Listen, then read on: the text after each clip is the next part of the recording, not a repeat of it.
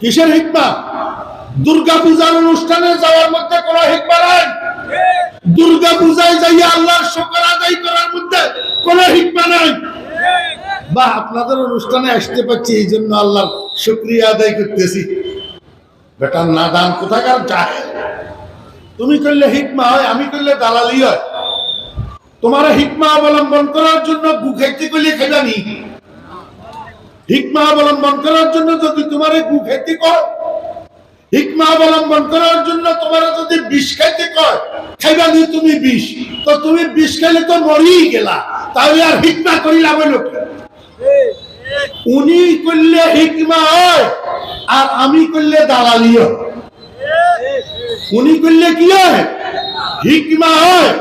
উনি দাড়ি শাসি দল পরিবর্তন করিয়ে লালে সেইটা হয় হিকমা।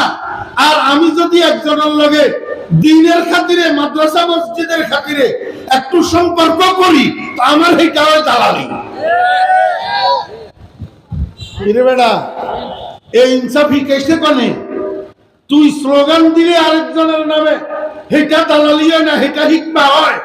আর আমি খালি একসাথে বসি চায়ের কাপ খাইলে আমারটা দালালি হয় কা? মুসলমানের ফলাইগুলা দুর্গাপূজায় কেন যায় জানেন? এই হিন্দুর মানিয়ার গো নাচ দেখার জন্য, আর হিন্দু মানিয়া হগলের শরীরে ঘষাঘষি করার জন্য। মুসলমানের ফলা বেয়াদব বেহায়া।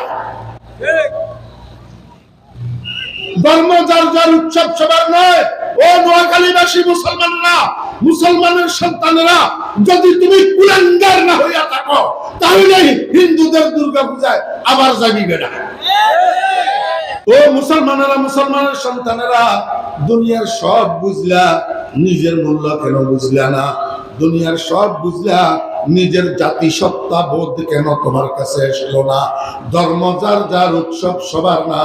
ধর্ম যার যার উৎসব সবার যদি হইতো তাহলে লাকুম দীনুকুম ওয়ালিয়া দিন কেন নাযিল হলো? ধর্ম যার যার উৎসব তার তার, শেষ পর্যন্ত হিন্দুর পোলাই করে বুঝাইয়া দিল, কিন্তু তুই মুসলমান হইয়া আগে বুঝতে পারলি না। ধর্ম যার যার উৎসব তার তার।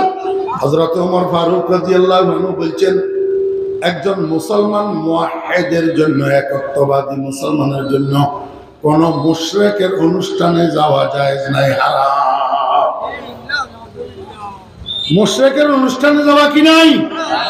জায়েজ নাই, হারাম। এই কদুগুনে কয়, হুজুর আমরা হিকমা অবলম্বন করার জন্য যাই। কি অবলম্বন করার জন্য?